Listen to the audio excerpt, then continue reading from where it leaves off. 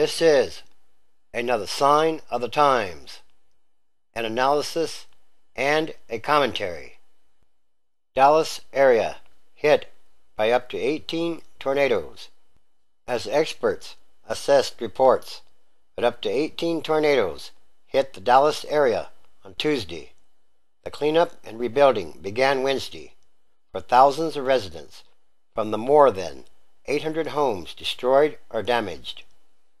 Among the hardest cities hit were the Dallas suburbs of Arlington, where more than 400 homes were damaged or destroyed, and Lancaster, where some 300 structures were damaged or destroyed, and 10 people were injured, 2 seriously.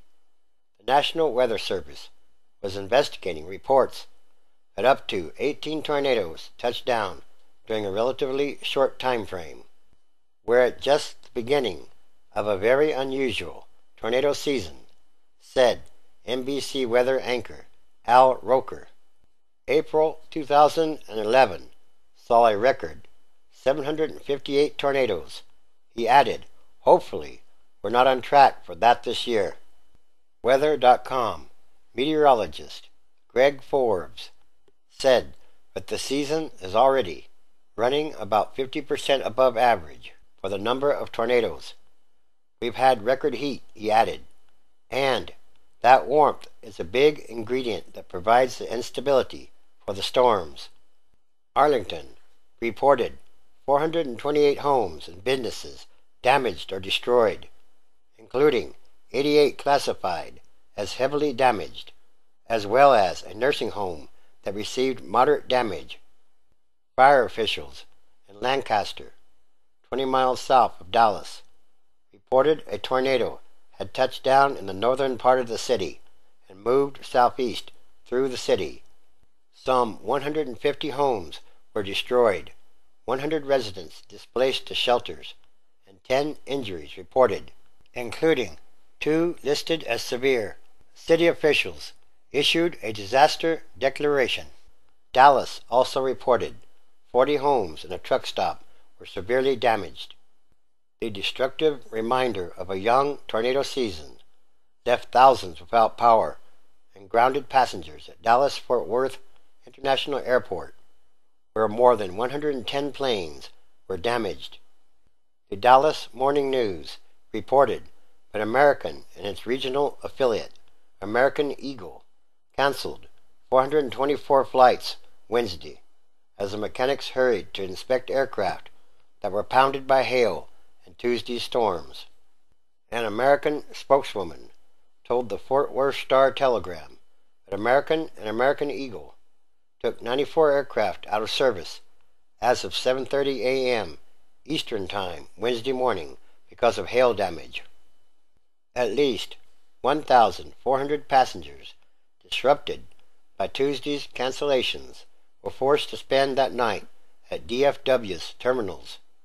Thousands of other passengers went to area hotels or made other arrangements for lodging. Starting about 1:30 p.m., severe storms hit the area and continued for more than 2 hours, the National Weather Service said. The Red Cross estimated that at least 646 homes were damaged throughout the Dallas-Fort Worth area, including 205 that were destroyed. Lancaster, 20 miles south of Dallas, was the worst-hit city, absorbing extensive damage, said Dallas County Judge Clay Jenkins, who heads the County Office of Homeland Security and Emergency Management. I guess shock is probably a good word, Lancaster Mayor Marcus Knight said. In the Dallas suburb of Mesquite, a Speedy oil change and tune-up shop was destroyed, and other buildings were damaged.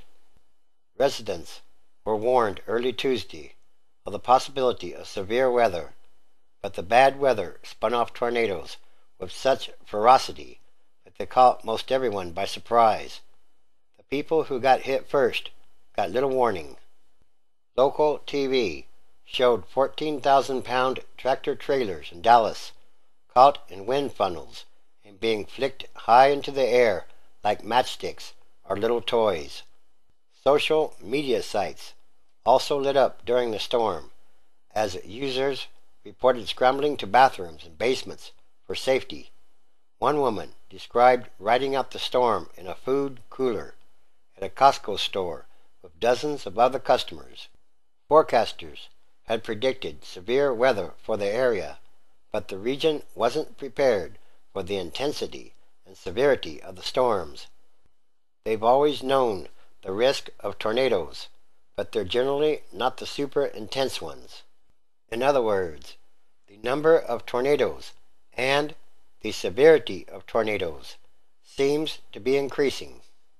And these are more signs of the end of times as we know them, transition days, which is a time of extraordinary happenings, changes, and events.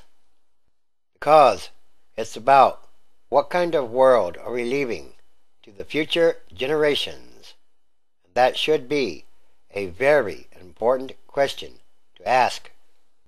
Again, Luke chapter 21, verse 25. And there shall be signs in the sun, and in the moon, and in the stars, and upon the earth distress of nations, with perplexity, the sea and the waves roaring. 26. Humans' hearts failing them for fear, and for looking after those things which are coming on the earth, for the powers of heaven shall be shaken. 27. And then shall they see the Son of Man coming in a cloud with power and great glory. 28. When these things begin to come to pass, then look up and lift up your heads, for your redemption draws near. 29. And Jesus spoke to them a parable. Behold the fig tree, and all the trees. 30. When they now shoot forth, ye see and know of your own selves that summer is now near at hand. 31. So likewise ye, when ye see these things come to pass, know ye that the kingdom of God is near at hand. Everything is connected, and everything is numbered. It's also called fate or destiny, and it's time for the manifestation of prophecy. And all these are more signs.